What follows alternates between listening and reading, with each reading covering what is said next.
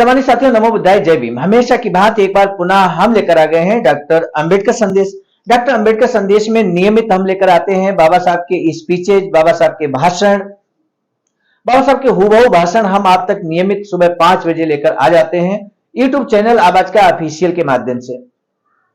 यदि आप आवाज का ऑफिशियल यूट्यूब चैनल पर पहली बार आए हैं तो हमारा आपसे निवेदन है कि आप इस चैनल को सब्सक्राइब कर लें,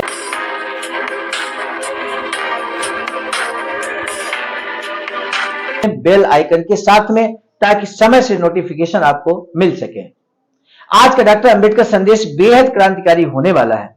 यदि आपको डॉक्टर अंबेडकर संदेश के तहत आज का बाबा साहब का स्पीच क्रांतिकारी लगे तो इसे जन जन तक जरूर शेयर कीजिएगा। यदि आपको लगे कि नहीं, इसको शेयर नहीं किया जा सकता तो मत शेयर कीजिएगा, लेकिन अच्छा लगने पर जरूर शेयर कीजिएगा। यही निवेदन के साथ आज का डॉक्टर अंबेडकर संदेश हम सीधे शुरू कर रहे हैं, जो आपको मिलेगा 9 अक्टूबर 2023 को, जब माननीय कांशीराम साहब की यहाँ पर पुण्यतिथि है। और इसी अवसर पर ये डॉक्टर अंबेडकर संदेश हम आप तक पहुंचाने की कोशिश कर रहे हैं। विषय है, जिस धर्म में समता, प्रेम और अपनापन नहीं है वह धर्म ही नहीं है। ये बात बाबा साहब कहते हैं। आखिर वो कौन से धर्म के लिए बाबा साहब इस बात को कहते हैं? आज के डॉक्टर अंबेडकर संदेश में हम जरूर आपको बताएंगे। आज का डॉक्टर अंबेडकर संदेश प्रसारित किया जा रहा है स्थान Buddha Bodhisattva Ambedkar international centre, BBIC Sarnath Varanasi Shri राज्य उत्तर प्रदेश, देश भारत के सौजन्य से। बाबा साहब डॉक्टर अंबेडकर संपूर्ण वाङ्मय खंड 38 पेज नंबर 458 से 459 तक, सोमवार 4 मई 1936 दिन, यहां पे हम आपको बता दें रविवार था। अमरावती के अस्पृश्य बंधुओं को सुवर्ण दिन के समान लगा।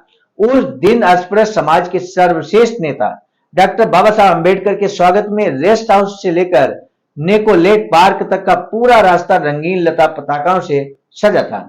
गर्मी प्यास की परवाह किए बगैर हजारों अस्पृश्य बंधु भगिनी स्टेशन पर डॉक्टर बाबा साहब का स्वागत करने के लिए उपस्थित थे। स्टेशन से लेकर रेस्ट हाउस तक बैंड के सुमधुर संगीत और लोगों द्वारा उनके नाम की जय ध्वनि के साथ उनका जुलूस निकाला गया।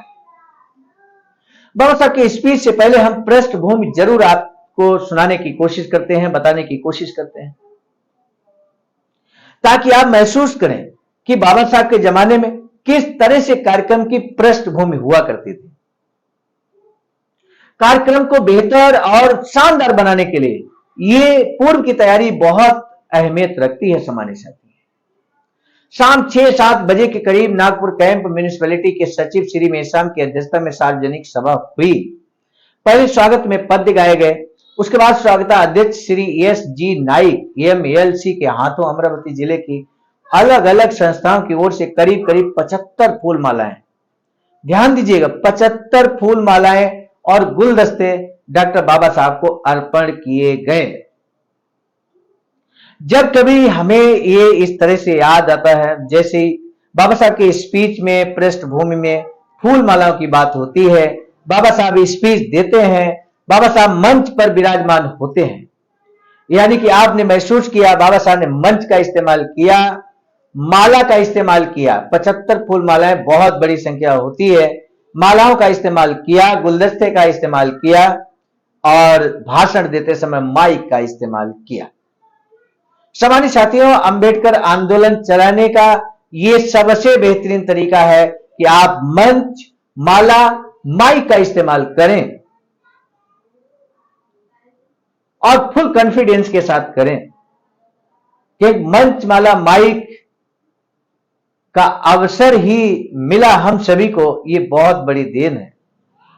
अभिव्यक्ति की आजादी भारतीय संविधान में है। मेरे साथियों, आप इस बात से वाकिफ हैं और आप अपने आप को समाज के सामने अभिव्यक्त करेंगे मंच, माला, माइक के माध्यम से।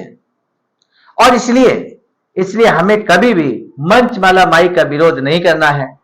मंच, माला, माइक का इस्तेमाल करते हुए जन जन तक डॉक्टर अंबेडकर मिशन को पहुंचाना है, बाबा साहब की बातों को पहुंचाना है, भारत को बौद्धमय बनाना है। ये पूरा आंदोलन जो बाबा साहब के द्वारा चलाया गया, अधूरा मिशन बाबा साहब का, ये जन जन तक पहुंचाने के लिए मंच, माला, माइक का हमें उपयोग करना चाहिए।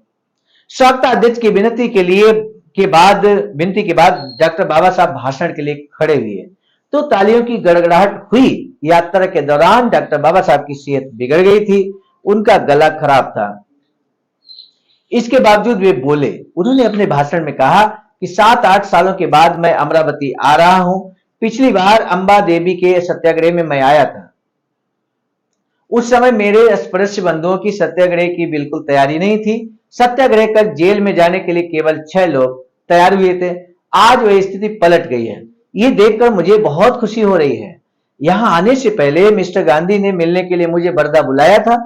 मैं जब वहां गया था तो जमनालाल बजाज मुझे अपनी मालिकी बाला लक्ष्मी नारायण का मंदिर दिखाने ले गए, जो उन्होंने अस्पृश्यों के लिए खोला था। बड़ी इंटरेस्टिंग बात बाबा साहब यहां पर कहते हैं। बाबा साहब कहते हैं कि मैंने मंदिर में प्रवेश किया और जब मैं बाहर आया तो मेरी अस्पृश्यता पहले जैसी बरकरार थी। यानी कि मंदिर जाने से बाबा साहब ने, देखिए, चाहे इसको तंज समझिए या बाबा साहब की जो भाषण शैली है उसको प्रभावपूर्ण बनाने के लिए कहने का तरीका लाजवाब था। बाबा साहब कहते हैं मंदिर के अंदर में हम गए, वापस आए। जब अंदर गए थे तब अस्पृश्यता बरकरार थी बाहर, और जब बाहर आए तो बरकरार थी। कोई परिवर्तन नहीं आया। क्यों नहीं आया? कारण बताते हैं। बाबा साहब कहते हैं कि क्योंकि उस मंदिर में पूजा करने के लिए फूल और पानी की जरूरत होती है और वे हमारे लिए उपलब्ध नहीं थे। उस मंदिर में पूजा के लिए जरूरी फूल और पानी अगर हमारे लिए उपलब्ध नहीं है तो फिर हम मंदिर में जाकर पूजा करेंगे कैसे? हमारी अस्पृश्यता नष्ट कैसे होगी? पहले मंदिर को लेकर सत्याग्रह करने में हमें जितना आनंद मिलता था, अब उतना ही तिरस्कार हमें इस विषय को लेकर महसूस होता है। मिस्टर गांधी ने जब स्वराज्य का सवाल उठाया तभी हमने उन्हें चेताया था कि अस्पृश्यता के सवाल की तरफ दुर्लक्ष्य अनदेखी न करें। बाबा साहब कहते हैं महात्मा गांधी से हमने कहा कि आप स्वराज का आंदोलन कर रहे हैं, लेकिन आप अस्पृश्यता को खत्म करने के लिए क्या कर रहे हैं? इसकी अनदेखी क्यों कर रहे हैं? लेकिन अस्पृश्यता का सवाल स्वराज्य का एक अंग है, कहकर वे चुप हो जाते हैं। एक बात हमारी समझ में नहीं आती कि हमने धर्म परिवर्तन की घोषणा की तो हिंदुओं को उस पर आपत्ति क्यों है?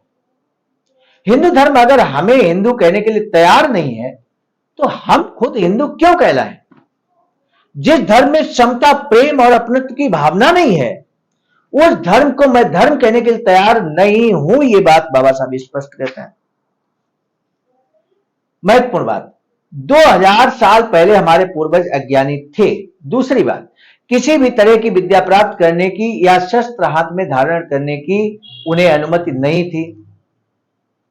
इसीलिए कोई नया काम करने का साहस उनमें नहीं था। अज्ञान के कारण उनका मन मारकर उन्हें कमजोर बना दिया गया था। उन्होंने 4 वर्णों के चौकटे में हिंदू धर्म को बिठा रखा था। इसी वर्ण व्यवस्था के कारण अगर हम ब्राह्मणों से अव्वल हुए तब भी हमें गुलामी के काम ही करने होते थे। इसी गुलामी की वजह से हमारे पूर्वज अपना स्वाभिमान पूरी तरह भूल गए। लेकिन आज स्थितियां बदल गई है। इस स्थिति में हिंदू धर्म के अनुदार चौकटे में हमसे रहा नहीं जा सकता। इसलिए हमें ये धर्मांतरण की घोषणा करनी पड़ रही है। इसके बाद डॉक्टर बाबा साहब अम्बेडकर को फूलों की मालाएं अर्पण कर उनके प्रति आभार व्यक्त किया गया। सभा जय घोष के बीच संपन्न हुई। आज का पहला प्रश्न, अंबा देवी के सत्याग्रह में कितने लोग जेल जाने के लिए तैयार हुए थे? हमारे पूर्वजों को हमारी अपनी गुलामी का एहसास और स्वाभिमान पूरी तरह भुलाकर जीवन व्यतीत करने का कारण क्या था और क्या वर्तमान समय में परिवर्तन है? इन 2 प्रश्नों में से किसी एक का जवाब अनिवार्य रूप से आपको देना है और यदि दोनों प्रश्नों का आप जवाब देते हैं तो इससे बेटर कुछ नहीं हो सकता। सम्मानित साथियों, आपने अंत तक वीडियो को वॉच किया, इसके लिए हम तहे दिल से साधुवाद व्यक्त करते हैं। आज का डॉक्टर अम्बेडकर संदेश हम समाप्ति की ओर ले जा रहे हैं। बाबा साहब की इच्छा के अनुकूल, अधूरी इच्छा है बाबा साहब की, एक वैचारिक सेंटर बनाने की, जिस पर काम कर चल रहा है। आवाज का के द्वारा यहाँ पर एक इस तरह का वैचारिक सेंटर निर्माणाधीन है और इस तरह का वैचारिक सेंटर जल्द ही बनकर तैयार हो, इसके लिए यहाँ पर अकाउंट नंबर, IFSC कोड दिया गया है। बहुजन बोध समाज संघर्ष समिति के नाम से अकाउंट है और आप इस अकाउंट नंबर पर अपना अमूल्य योगदान जरूर करें, ये हमारा आपसे निवेदन भी है। आज का डॉक्टर अंबेडकर संदेश हम लेकर आए थे मिशन नायक बुद्ध मित्र मुसाफिर सर राष्ट्रीय महासचिव आवाज का नई दिल्ली की प्रेरणा में, और साथ ही साथ संकलन कर्ता के रूप में परम आदरणीय विजय कुमार बौद्ध जी प्रांतीय कोषाध्यक्ष आवाज का बिहार, प्रस्तुत कर्ता के रूप में मैं स्वयं सर्वजीत आर्य राष्ट्रीय कोषाध्यक्ष आवाज का नई दिल्ली। आज का डॉक्टर अंबेडकर संदेश अगर आपको अच्छा लगा है तो जरूर शेयर कीजिए, नहीं अच्छा लगा तो मत शेयर कीजिए। इसी निवेदन के साथ आज का डॉक्टर अंबेडकर संदेश समाप्त करने की दीजिए इजाजत। पुनः मिलेंगे नए डॉक्टर अंबेडकर संदेश में। आप सभी को सादर नमो बुद्धाय, जय भीम।